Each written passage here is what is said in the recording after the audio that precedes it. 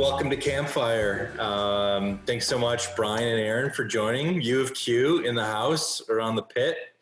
Guys, let's just start by letting you introduce yourselves and your role, and we'll go from there. Awesome. Well, thanks for having us. My name is Aaron Stehly. I'm the Manager of Education at QBP. It's a fairly new role at QBP, as education in a formal manner is fairly new as well. We acquired Barnett Bicycle Institute in October of 2019. And with that, we wanted to unify our educational offerings into one cohesive portfolio with a mission to meet our retailers when, where, and how they want to be met. And, honestly, if we're frank, where they need to be met, depending on situations we're going through right now or just the availabilities that retailers have. So I came into this role from 21 years in the industry, starting off as a bike builder at a truck dealer in Minneapolis, spent time as a service manager for that same organization, and then came to QBP as a sales rep, and then formerly a vendor sales manager. So I've served a lot of different roles in this industry, and I've met a lot of great people, and really looking forward to advancing QBP's educational offerings, including digital online training, which is what my colleague Brian Hanson is responsible for at QBP. Hey, Brian. Hi, everybody. My name is Brian Hanson. I am the eTraining program manager at Quality Bicycle Products. Basically, that means I'm responsible for U of Q. And U of Q is our online product training platform that we have. It's been in existence since roughly 2016. And starting in 2017, I've been overseeing that endeavor. Prior to being the eTraining product manager, if I look familiar, it's because I'm a former Salsa brand ambassador, worked for Salsa for 4 years, traveling the land, spreading the gospel of adventure by bike in a big red van. Prior to that, I was an inside sales rep for Quality Bicycle Products. And prior to outdoor industry experience, I was actually a technical trainer, corporate trainer in the industrial heating and air conditioning world, and also created and developed curriculum around trainings for safety standards and also building and hazardous material procedure. Excellent. Well, thanks again, guys, for joining us. We wanted to, in our Campfire series here, we wanted to make sure that we were covering something training, right? Whether it's product training or staff training. And even though we are recording this during C19, it feels to us like every little piece of the business that may not have been optimized, before 4, 6, 8 weeks ago, whatever it's been now, has really been stress tested.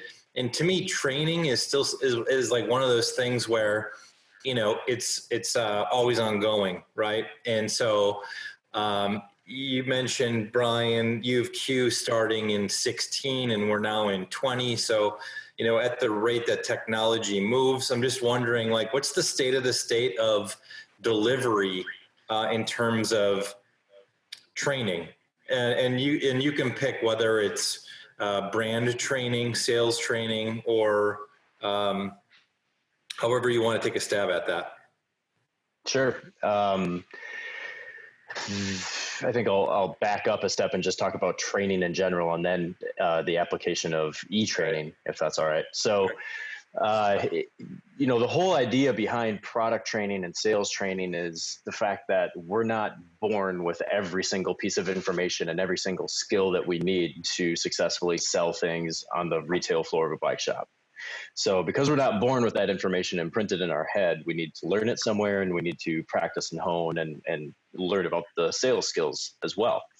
So if we need to learn about it, that means that we need to get the information somewhere. And it's traditionally been done in the past with a person-to-person type clinic. You'd have a sales representative or maybe a field marketing representative from a brand come into a shop, or maybe meet up at some other location and go through a product line, talk about the specifications, the features, the benefits of the various products in their product offering.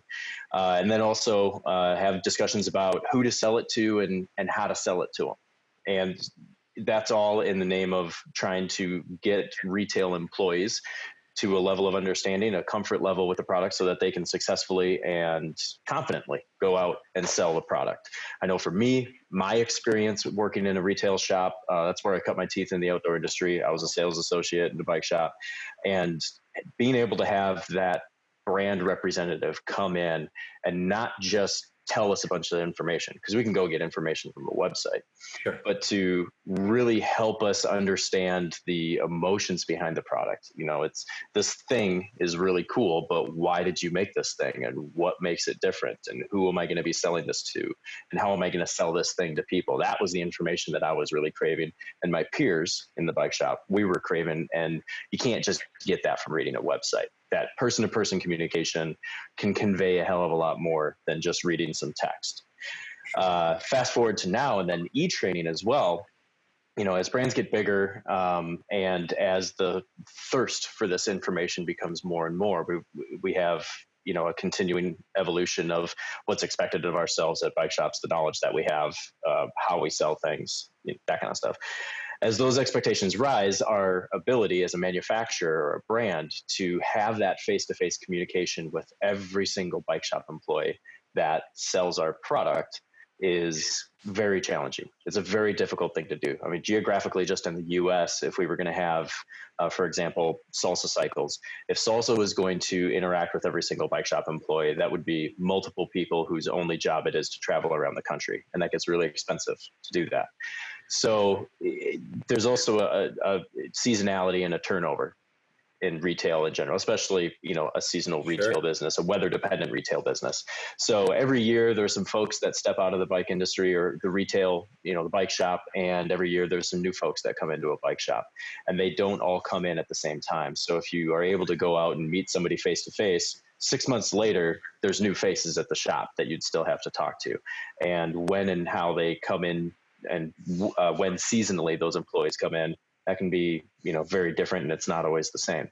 So online eTraining provides us the opportunity to put that same kind of information, that same a person sharing the backstory behind the why and the how that these products are coming to life, and the who to sell them to. So that information can be shared online and accessed when bike shops and bike shop employees have the time to access them. So we are able to meet bike shops in a much more accommodating fashion this way, rather than dictating, you know, hey, I'm going to be here on Thursday, and at 6 o'clock, we all have to stay late, regardless of what plans we thought we had, and we're going to go through a clinic. This brings the clinic to them and allows them to, you know, take the training at their will, at their earliest or latest convenience. Yeah. So I'm hearing you know, really some of the benefits is that it's a real-time one-to-one delivery mechanism. And those two things really resonate with Retail Toolkit in other data sets. But certainly I think the requirement to be real-time and the requirement to be personalized is at a premium these days. And it was interesting because you're also then saying, well, there were some real practical reasons why we moved in this direction, whether it's employee turn, seasonality, you know, so it's kind of it's the winning recipe for a lot of reasons, but it's effective. Are there any challenges with it? And if so, how are we overcoming them? Or what's the direction of this e-delivery method, guys? Yeah, I can see that for sure. There's some, Aaron, there's some stuff that you should speak to on it too. And there's just a couple things that are product specific too. Sure. So big picture with online training, and the thing that we're trying to address is the engagement. You know, with a digital video and followed by a quiz, you can passively learn this this information. You can regurgitate a couple details that you learned in the video, pass the test, and move forward. So there's not a silver bullet, if you may, to measure the effectiveness, the long-term sustainability and retention of this knowledge that will impact the retailer and the employee positively. So what we're looking at is, how do we engage with these folks while remote and distanced? And we are using different digital tools and solutions that we already have in front of us, many of which formal academies and online institutes are using. So much like we're on right now, there's a Zoom call with the three of us. How do we, what are the leading probing questions to get people to communicate certain answers that are indicators of knowledge? Is there interesting technology like Flipgrid that people can submit videos if there's more of a practical training, proper holding or use of a tool, a 30-second sales pitch to us as the experts, where we can say, yes, these are the 3 to 4 actionable items that we've sought to train, we wanted you to walk away with. And now through private review of these submissions, we can say, yes, you have earned this, you have retained this knowledge, and you are in fact trained how we want you to be, how the retailer needs you to be. Makes sense. Brian, did you want to add anything to that from a product point of view? Yeah, for sure. Going back to my experiences on the retail sales floor, the sales reps that showed up and really made the biggest impersonation on me, the biggest imprint on me, and that I found the most value in when they would come in and do clinics, wasn't necessarily the reps that came in and had every single number memorized and every single detail memorized, but it was more so the brand representatives that showed up and were really authentic and enthusiastic. That authenticity, that enthusiasm, that general love and passion behind what their brand was doing, I would really feed off of that. And in turn, I would broadcast that enthusiasm out towards the consumer that would walk in the door, that I would sell a bike to. And I think that's really important. As a brand ambassador, I tried to bring that every single time I set foot in a shop. I tried to bring that energy, that enthusiasm, that authenticity to really help people feel like they were a part of the brand, because they are. The challenge with online eTraining is to try and convey that same authenticity, that same excitement level, that same enthusiasm when you're not human to human, you're not face to face. For me to stand in front of a room of 30 shop folks, I can read the room, I can change the tone of my voice, I can tell a funny story if it seems like, people are kind of just glazing over and stuff's going over their head. So you can really take a temperature of the room and adjust and accommodate accordingly. Can't really do that with eTraining. So there's definitely some challenges associated with that.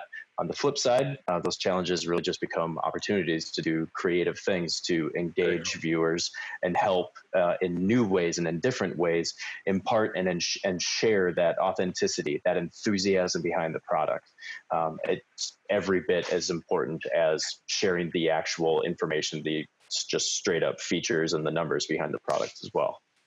Yeah. So with education, the best folks are ones who inspire curiosity and really inspire those people to want to dig deeper and want to learn more, while still providing the answers and the resources in an easy, accessible way to get that next level of knowledge. We can, to Brian's point, tell you a bunch of tech specs and different features and benefits, but if we draw that curiosity, that drive to master the topic, and then provide those resources where they can use them as reference materials, they can see the torque values, they could see the different geometry things. We don't have to give every answer. We just have to give them a roadmap and a formula to generate those answers that fit their needs. Because again, retailers are very similar, but the culture and the needs of each individual are different. So we want to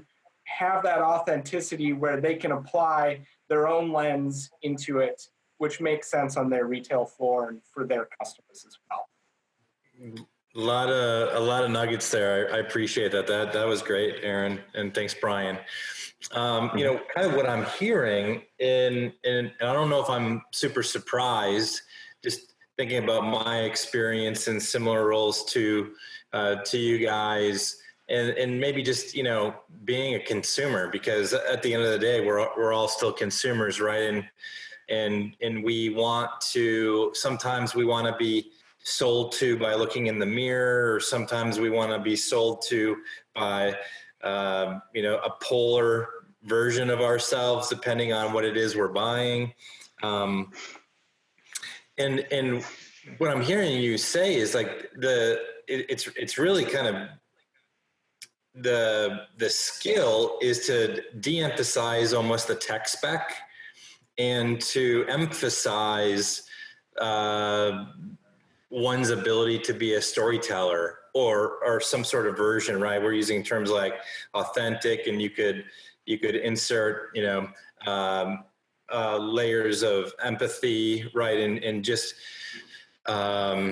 speaking to as you said, Brian, like kind of reading the room or reading the person that you're trying to service and support. So that's really cool. And so again, we have these technology delivery platforms. They don't solve all the problems, but at least I think, know what the problem is. And the opportunity is to work together with retailers, with the brands, with technology to enable the delivery of that. And so, again, we're having this conversation during C19 and at maybe a more macro level, we're talking about day in, day out training. A lot of our industry training also happens at industry events, and those things aren't happening. So the only option to deliver information is like right in your wheelhouse, right? Yeah. Can you guys share about any of the plans for the foreseeable future, even, right? Because we still don't have all the answers, but how has being a tech-centric organization that has the delivery mechanism helped you in this time to continue to stay in front of your customers? Well, that's something that we're actually facing right now in the moment. This is in development for us. Leading up to the C19 pandemic, we had three primary delivery channels. We had Barnett Bicycle Institute, which is an in-classroom formal trade school for bicycle mechanics. With that, we have the 14,500 page BBI DX manual. So that's the reference guide that covers all of the curriculum and procedure that's taught in classroom. That classroom's unavailable right now until responsible social distancing protocols are provided, and we can open up in a safe fashion where students aren't endangered by just coming to school, right? Certainly. So there's a challenge there. The other channel that we had was event-based training. So at QBP Frostbike, we have 2 full days of seminars. We have QBP Service Summit, which is the business and finance lesson school behind service and repair. So that's a workshop that's 2 to 3 days, and it's regionally based. So again, until people can travel, that's restricted as well. So that then brings us to these digital tools and online. And what we're looking at is a hard evaluation of what curriculum and what content is appropriately provided within these tools.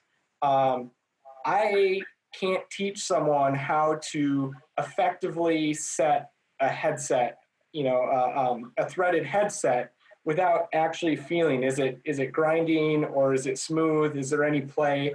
We make jokes that, if someone calls in with an inoperable derailleur, just put it up to the phone and I'll help you tune it over the phone. But the reality is we don't have that technology yet, right? So we are exploring those pieces. As soon as we can find the solution there, we're going to revolutionize how people are being trained. But things like Gates Drive has a tuner for belt drive.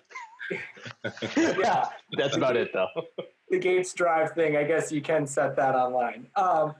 Well, but where I'm going with this is we are looking at business lessons, soft skills, management, leadership, marketing, the things that we can engage remotely. You can submit Word documents, you can submit videos, you can submit sample business plans, and we can consult and we can grade and provide feedback. Those are the things that we're moving to short-term and immediate. Service Summit will be going online as an option to complement the in-person, because we still do believe there's no replacement for in-person training when available. So the strategy is to have multiple supporting opportunities that folks can choose from to develop and build their own educational track that then leads to their professional development in the industry. Very cool. I'll add on to that just a little Please. bit from a product standpoint. So, from a product standpoint, brands want to be connected with the people that are selling their product at the shop, just at a very basic level. They want to have that emotional, they want to have that relational connection with those folks. And the same thing is true with our friends and family. And so right now, as we're facing, this whole COVID situation, I still want to be close with my family. I still want to check up on them. I still want to be close with my friends. And so we're forced to find other ways to communicate because of the hardship and the constraints that we have on face-to-face communication. And so that means for me personally, I'm setting up a Zoom call or a FaceTime call with all of my aunts and uncles and my dad every single Sunday. And I'm FaceTiming with friends and family that I've never FaceTimed before. And that same thing, I think you're starting to see come true with bike brands and manufacturers. You're going to see, I think, moving forward, a lot more digital face communication and live calls like this Zoom call, because it's a great way to try and stay connected with people that you want to maintain a relationship with. Totally agree. Maybe in terms of, closing us out, I want to get your take on, just the future of, how far away is the future of things? And it's such a hard question, because we're kind of rapid prototyping new delivery systems today, right? And so maybe it's almost unfair, but I'm just wondering, as far as you can see, we understand the challenges, but what are some of the really unique things that the challenges are positioning us to learn from, rapid prototype and deliver, that you've got a good sense that it's actually going to push us and move the industry ahead? Anything to share there? From the opportunity standpoint, we will have training available July, August timeframe that will utilize the different channels, whether it's using U of Q for videos and document hosting and kind of that central link within our portfolio, and then Zoom or webinar type Q&A sessions, think instructor office hours, small group type peer learning, and then written exams and formal training there. That portfolio will be available summer of 2020 as well.